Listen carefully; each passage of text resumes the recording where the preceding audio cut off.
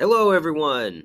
Welcome back to the first day of the second semester of the school year. It's Tuesday, January the 4th of 2022.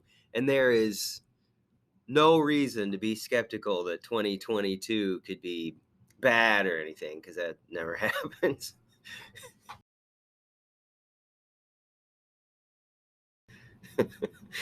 I'm kidding. There are lots of reasons. But you know what? Regardless of how crazy the world gets,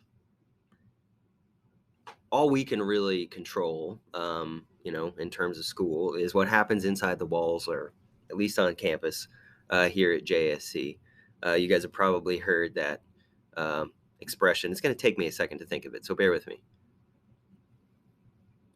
It's a variation of the Serenity Prayer by theologian Reinhold Niebuhr, but it goes something like, "Lord, grant me the things I can change, things I can't change, wisdom to know the difference, the strength to change the things I can."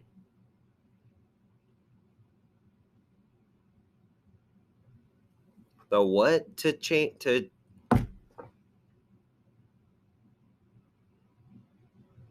I'm going to look it up. There we go. God grant me the serenity. It's like peace or calm, I don't know, tranquility. Um, Grant me the serenity to accept the things I cannot change. The courage to change the things that I can. I think I said strength. And the wisdom to know the difference. And I really like this expression. And there are secular versions of it if religion ain't your thing. Because it distinguishes between these two things that often are a source of stress for us. You may have heard the term fighting windmills. The problems of the world are big. Not one of us today is going to end a pandemic or hunger or oppression or violence. I mean, all of these things that are widespread throughout the world, a lot of them are out of our control.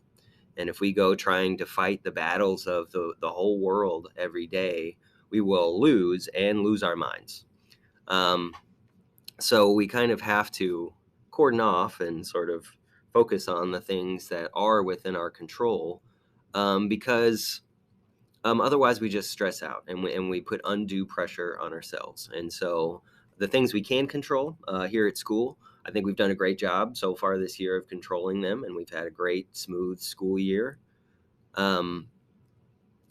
Like I say, regardless of if the world is on fire again in 2022, like it was in 20 and 21, we will continue to do the great things that we do here on this campus, and learning and preparing for the future. So let's get going with today's Team Tuesday meeting.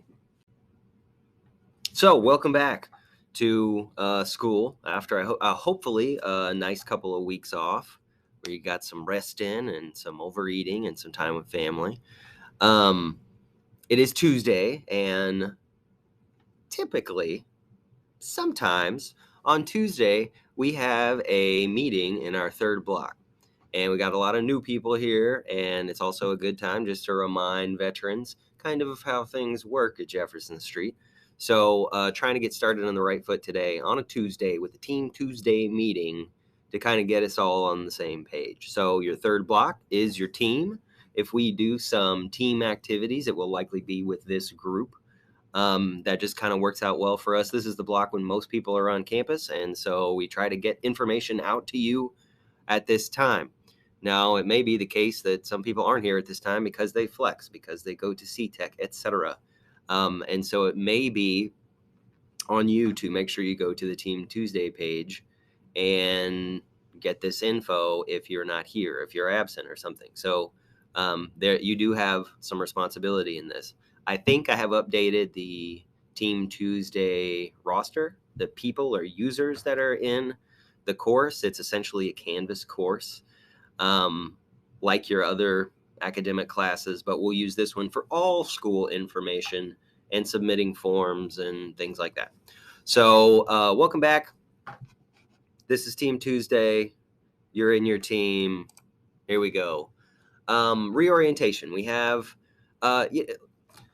The end of last term was really nice. We got to do some celebrating for the holidays. We wrapped up testing. People were taken off for attendance.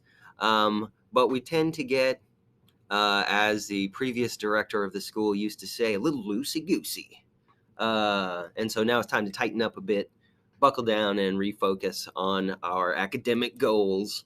And so, really, I just kind of want to remind you that we are going to do that. And so, you need to prepare yourself mentally for that.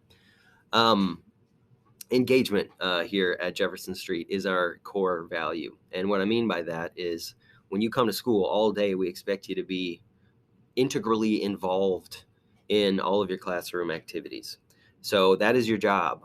You can't sort of passively just be present and get what it is that you need. You can't be absent for sure and just submit things from afar and think that you are doing the same thing that people are doing in class. What our bread and butter here at the school is what happens from 8:30 to 3.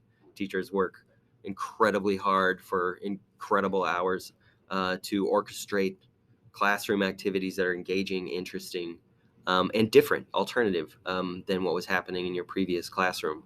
And so, maybe your experience there was that you could sort of disappear into the class or, I don't know, fall asleep, listen to your earbuds, whatever it may be. That's not what we do here. So see to it that your priority number one every day when you get here, when you clock in, is doing what's going on in the classes that you are scheduled for. So, make sure you're doing that. We could sort of nitpick this into a million little rules and expectations about particular behaviors, but the core value is engagement. We want your attention all day. All right, moving on. All right, people are here now, so you got to deal with this. I'm going to run through this fairly quickly just because we touched on this stuff this morning at breakfast, but we'll have new people in the afternoon. So, quickly, policy reminders about electronics, phones, earbuds, your Oculus, etc., drinks, attendance and save days, and whatnot. First of all, electronics. Reminder that our default classroom setting is that we don't have any electronics outside of our Chromebooks in use. I know that there's other uses for other technological devices, but if they're going to be used in the classroom, it needs to be explicit on the part of your teacher. And what that means is, let's talk about words for a second. If Explicit is the opposite of implicit. And implicit, the root of that word is to imply. So I may imply that you need to do something without explicitly saying it, but I can't really expect you to certainly know that if I didn't just come right out and say it. If your teacher doesn't come right out and say, we are using cell phones and earbuds right now, you're not to have them. Some of your teachers I know have options for you that are sort of like self-regulatory strategies where you can turn in your phone or put it in phone jail, and that way it doesn't tempt you.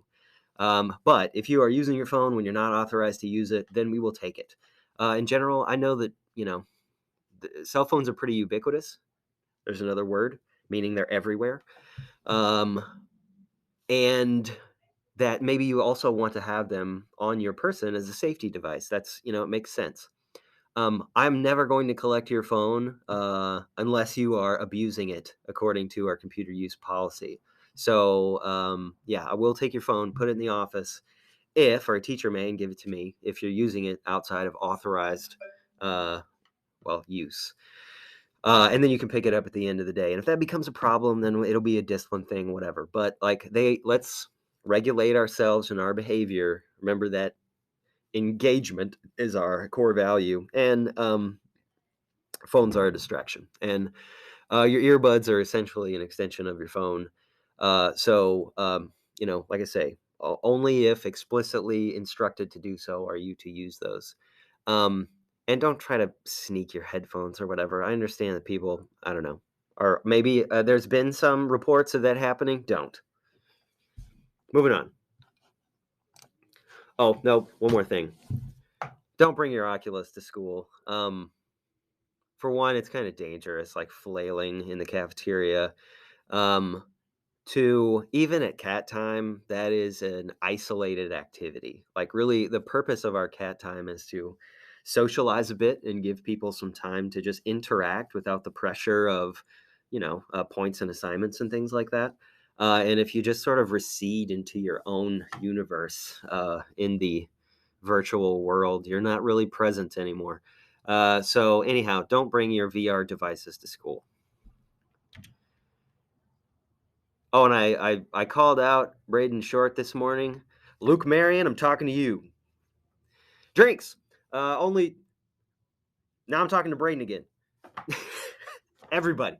There's only 2 drinks authorized in classrooms, and only in approved containers.